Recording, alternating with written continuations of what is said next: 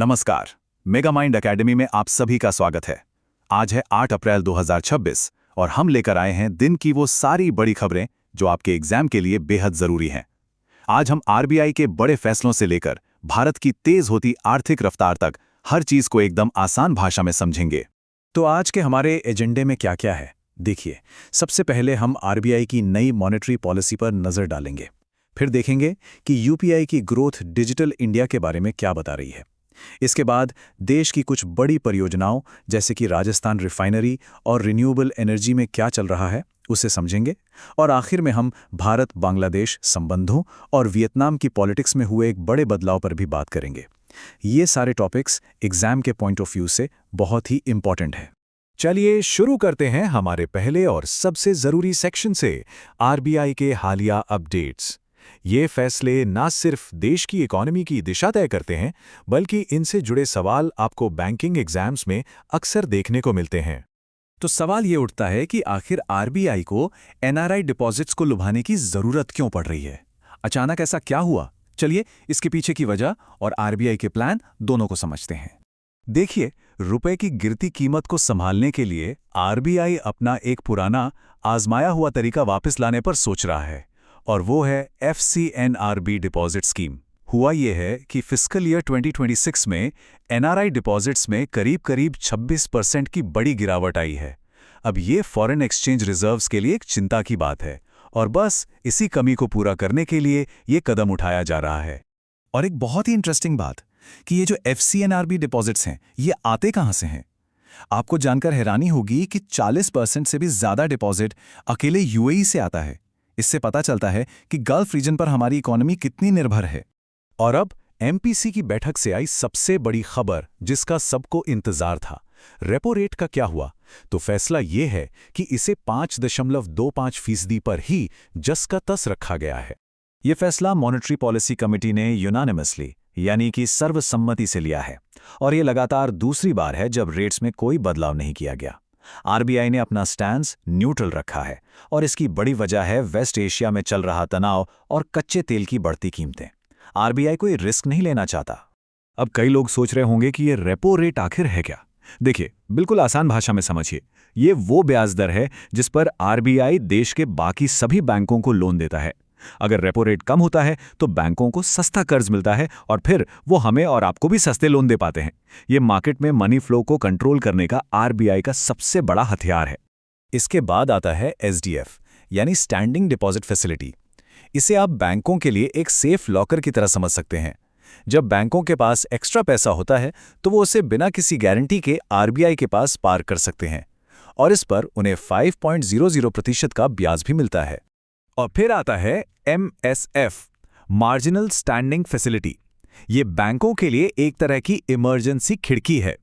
मतलब जब किसी बैंक को अचानक पैसों की जरूरत पड़ जाए और कहीं से इंतजाम ना हो, तो वो रात भर के लिए आरबीआई से थोड़ी ज्यादा ब्याज दर पर यानी 5.5% पर उधार ले सकते हैं। अच्छा, बैंकिंग सेक्टर से एक और बड़ी खबर आ रही है। आरबीआई ने महाराष्ट्र के 10 शिरपुर मर्चेंट्स कोऑपरेटिव बैंक का लाइसेंस ही कैंसिल कर दिया है। वजह? बैंक के पास ना तो डुपरे पूंजी थी और ना ही भविष्य में कमाई की कोई उम्मीद दिख रही थी। लेकिन जो डिपॉजिटर्स हैं उनके लिए एक राहत की बात है। डीआईसीजीसी इंश्योरेंस के तहत उनके 5 लाख रुपए तक पूरी तरह से सुरक्षित हैं। चलिए अब आगे बढ़ते हैं और बात करते हैं भारत की इकोनॉमिक मोमेंटम की। देखते हैं कि हमारे डिजिटल पेमेंट्स और कमोडिटी मार्केट में क्या कुछ नया और एक्साइटिंग हो रहा है। ये जो आंकड़े स्क्रीन पर दिख रहे हैं, ये अपने आप में कहानी बताते हैं। ये दिखाते हैं कि छोटे छोटे लेन देन के लिए यूपीआई कैसे किंग बन चुका है। देखिए, यूपीआई का एवरेज ट्रांजैक्शन सिर्फ 1314 रुपए का है, जबकि डेबिट और क्रेडिट कार्ड का इससे कहीं ज्यादा। इसका सीधा मतलब है कि चाय की टपरी से लेकर सब्जी वाले तक हर रोज की छोटी मोटी खरीदारी के लिए लोगों की पहली पसंद अब यूपीआई ही है। इकोनॉमी से जुड़ी एक और बड़ी डेवलपमेंट है। नेशनल स्टॉक एक्सचेंज यानी एनएससी अब एसएनपी ग्लोबल के साथ मिलकर ब्रेंट क्रूड ऑयल के नए फ्यूचर्स कॉन्ट्रैक्ट्स लॉन्च कर रहा है। अब इसका मतलब क्या है? इसका सीधा फायदा हमारे इंपोर्टर्स को मिलेगा। वो अब कच्चे तेल की कीमतों में होने वाले उतार चढ़ाव के रिस्क से खुद को बचा पाएंगे, जिसे फाइनेंस की भाषा में हेजिंग कहते हैं। इससे हमारा कमोडिटी मार्केट और भी गहरा और मजबूत बनेगा। ठीक है, अगले सेक्शन पर बढ़ने से पहले एक छोटा सा ब्रेक। अगर आप सरकारी एग्जाम्स की तैयारी कर रहे हैं तो इस वीडियो को लाइक ज़रूर करें। और हाँ, कमेंट्स में हमें ये बताइए कि अब तक की खबरों में से आपको एग्जाम के लिए सबसे ज़रूरी कौन सी लगी। आपके जवाब का इंतज़ार रहेगा। चलिए अब फोकस करते हैं देश की उन बड़ी नेशनल प्रोजेक्ट्स पर जो भारत की तरक्की को नई रफ्तार दे रही हैं। इसमें हम एनर्जी, डिफेंस और इंडस्ट्री तीनों सेक्टर की बात करेंगे। ये वाकई एक जबरदस्त खबर है। फिस्कल ईयर 2026 में भारत ने विंड एनर्जी में एक नया रिकॉर्ड बनाया है। हमने 6.05 गीगावाट की नई कैपेसिटी जोड़ी है, जो पिछले साल के मुकाबले 46% ज्यादा है। इसके साथ ही देश की टोटल विंड एनर्जी कैपेसिटी अब 56 गीगावाट से भी ज्यादा हो गई है। ये क्लीन एनर्जी की तरफ भारत का एक बहुत बड़ा और मजबूत कदम है। डिफेंस सेक्टर से भी एक बहुत अच्छी खबर है। हमारे रक्षा मंत्री श्री राजनाथ सिंह जी ने हमारी आर्म्ड फोर्सेस के लिए एडवांस्ड मेडिकल फैसिलिटीज़ की नींव रखी है। इसके तहत अब कैंसर और आंखों के इलाज के लिए स्पेशलाइज्ड सेंटर्स बनेंगे। इससे हमारे जवानों और उनके परिवारों को वर्ल्ड क्लास हेल्थ केयर मिल पाएगा। और अब चलते हैं राजस्थान, जहां से एक बहुत बड़ी इंडस्ट्रियल न्यूज़ आ रही है। प्रधानमंत्री मोदी 21 अप्रैल को बाड़मेर में पचपदरा रिफाइनरी का उद्घाटन करने वाले हैं। ये HPCL और राजस्थान सरकार का एक जॉइंट वेंचर है, जिसकी कैपेसिटी 9 MMPPA है। ऐसा माना जा रहा है कि ये प्रोजेक्ट पूरे इलाके की इकोनॉमिक तस्वीर बदल कर रख देगा। चलिए अब आते हैं हमारे आखिरी सेक्शन पर, इंडिया एंड द वर्ल्ड।